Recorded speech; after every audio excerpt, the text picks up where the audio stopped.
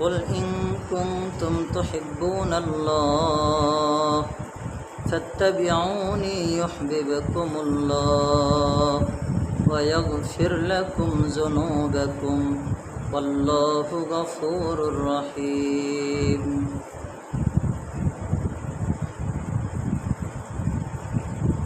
মসজিদে প্রবেশ করার 5টি সুন্নত। নাম্বার 1 বিসমিল্লাহ বলা। নাম্বার 2 দরুদ শরীফ পড়া।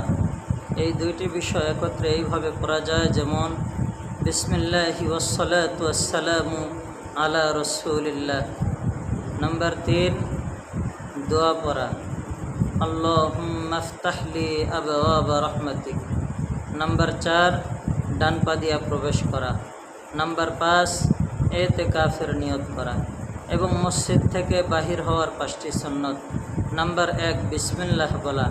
নাম্বার 2 দরুদ শরীফ পড়া। নাম্বার 3 দোয়া।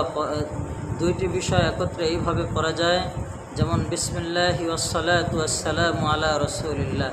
নাম্বার 3 দোয়া পড়া, আল্লাহুম্মা ইন্নী আসআলুকা মিন ফাদলিক। নাম্বার 4 বাম পা দিয়া বাহির হওয়া। নাম্বার 5 ডান পায়ের জুতা আগে পরিধান করা। আল্লাহ তাআলা আমাদের সকলকেই এই মসজিদে প্রবেশ করার 5টি সুন্নত এবং মসজিদ থেকে বাহির হওয়ার 5টি সুন্নতের উপরে আল্লাহর রাসূলের ভালোবাসার দাবি রেখে সকল মুসলমান উম্মাহকে আমল করার তৌফিক নসিব করেন। আমিন।